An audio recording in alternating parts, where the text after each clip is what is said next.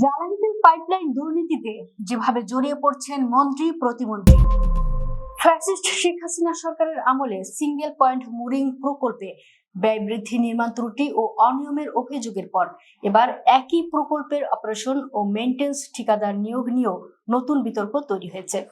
অভিযোগ উঠেছে, প্রকল্প সংশ্লিষ্ট পুরনো অনিয়ম আড়াল করতে দরপত্র প্রক্রিয়ায় নিয়ম লঙ্ঘন ও পক্ষপাতের আশ্রয় নেওয়া হয়েছে। এ বিষয়ে বিভিন্ন পক্ষের অভিযোগ ও তথ্য উপাত্ত নিয়ে শীর্ষ কাগজের ধারাবাহিক অনুসন্ধানী প্রতিবেদনের শেষ পর্বে তুলে ধরা হলো বিস্তারিত।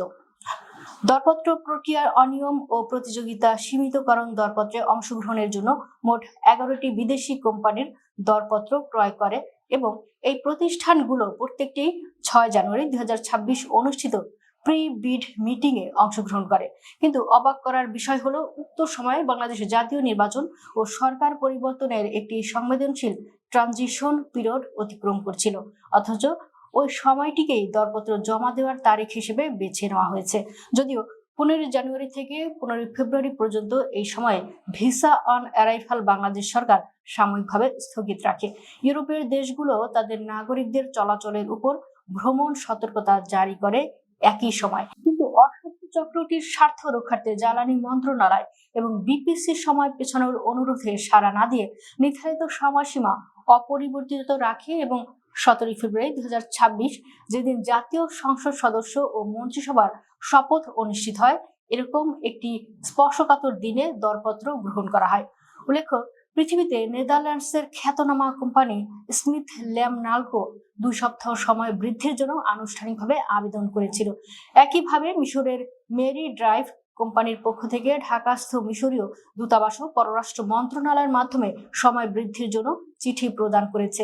তবুও জ্বালানি মন্ত্রণালয় এবং বিপিসি এসব অনুরোধে সাড়া না দিয়ে নির্ধারিত সময়সীমা অপরিবর্তিত রেখেছে। বস্তুত, যে ঠিকাদারি কোম্পানি প্রকল্পটি নির্মাণ করেছে তাদের স্বার্থ রক্ষার্থে অপারেটর নিয়োগের এই টেন্ডারে ইচ্ছাকৃতভাবে যোগ্য প্রতিষ্ঠানগুলোকে বাধাগ্রস্ত করে ইন্দোনেশিয়ার পারতামিনা, চীনের সিপিপি এবং হিলং এই 3টি প্রতিষ্ঠানকে নিয়ে দরপত্র গ্রহণ করা হয়েছে।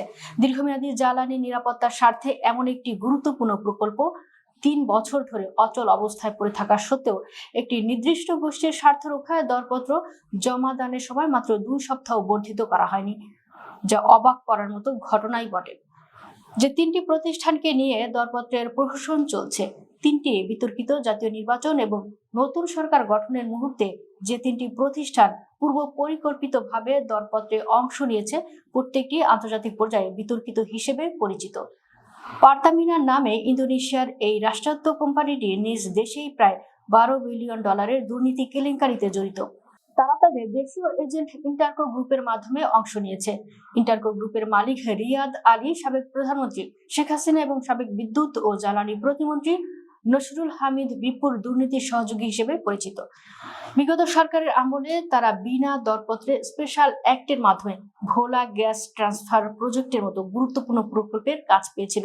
তারা পূর্বেও খুব অল্প সময়ের মধ্যে এই কাজটি বাগিয়ে নেওয়ার চেষ্টা করেছিল এবং আবারও একই অপচেষ্টা চালাচ্ছে। এ ধরনের দুর্নীতিগ্রস্ত প্রতিষ্ঠানকে কাজ দেওয়া নবনির্বাচিত গণতান্ত্রিক সরকারের ভাবমূর্তির জন্য মোটেও শুভ ফল বয়ে আনবে না বলছেন সংশ্লিষ্টরা।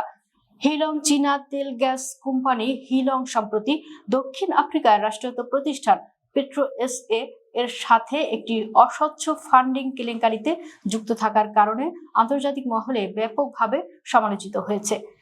সিপিপি অপারেটর নিয়োগের এই দরপত্রে অংশ নেওয়া হাসিনা বিপুর ঘনিষ্ঠ চীনা কোম্পানি সিপিপির অতীত ইতিহাস ব্যর্থতা, অনিয়ম, অপকর্মে ভরা। বাংলাদেশে এসপিএম বা সিঙ্গেল পয়েন্ট মুরিং নির্মাণ কেলেঙ্কারির মূল নায়ক চীনা ঠিকাদারি প্রতিষ্ঠান এই সিপিপি। এর আগে ফ্যাসিস্ট হাসিনার আমলে বিনা টেন্ডারে মূল এসপিএম প্রকল্পের কাজ পেয়েছিল কোম্পানিটি। অত্যন্ত নিম্নমানের কাজ হয়েছে। অযৌক্তিকভাবে দফায় দফায় সময় বাড়ানো হয়েছে। নানা অনিয়ম, অপকর্মের মাধ্যমে প্রকল্পের ব্যয় দ্বিগুণ করা হয়েছে।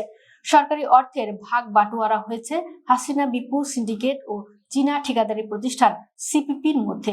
এর মাঝে মধ্যস্বত্বভোগী দুর্নীতিবাদ চক্র জড়িত ছিল তখন। হাসিনা বিপুল ঘনিষ্ঠ একই দুর্নীতিবাদ চক্র অন্তর্বর্তী সরকারের উপর ভর করে এখন এ সরকারের উপরও এসেছে। এদের সুদূর প্রসারী কারসাজির অংশ হিসেবেই অন্তর্বর্তী সরকারের শেষ মুহূর্তে অপারেটর ঠিকাদার নিয়োগের দরপত্র আহ্বান করা হয়। চীনা এই প্রতিষ্ঠান সিপিপির বিরুদ্ধে দুর্নীতির অভিযোগে মালয়েশিয়ায় বিলিয়ন ডলারের পাইপলাইন প্রজেক্ট বাতিল হয়েছে। সূত্রগুলো আরো জানায়, সিপিপি কোম্পানিটি ইপিসি সংশ্লিষ্ট কাজে অভিজ্ঞ হলেও এসপিএম অপারেশন ও রক্ষণাবেক্ষণে প্রমাণিত অভিজ্ঞতা প্রদর্শন করতে পারেনি, যা এই প্রকল্পের একটি গুরুত্বপূর্ণ যোগ্যতা।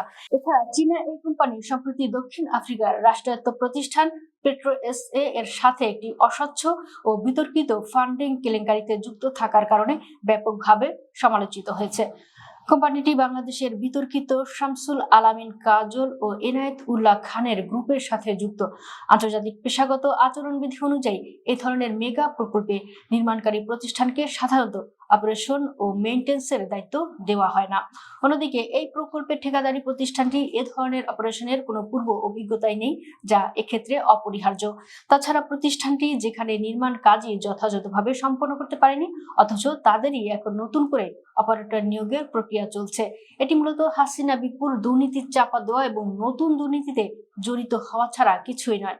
আর এর সঙ্গে সরাসরি জড়িয়ে পড়ছেন বর্তমান বিএনপি সরকারের মন্ত্রী এবং প্রতিমন্ত্রী।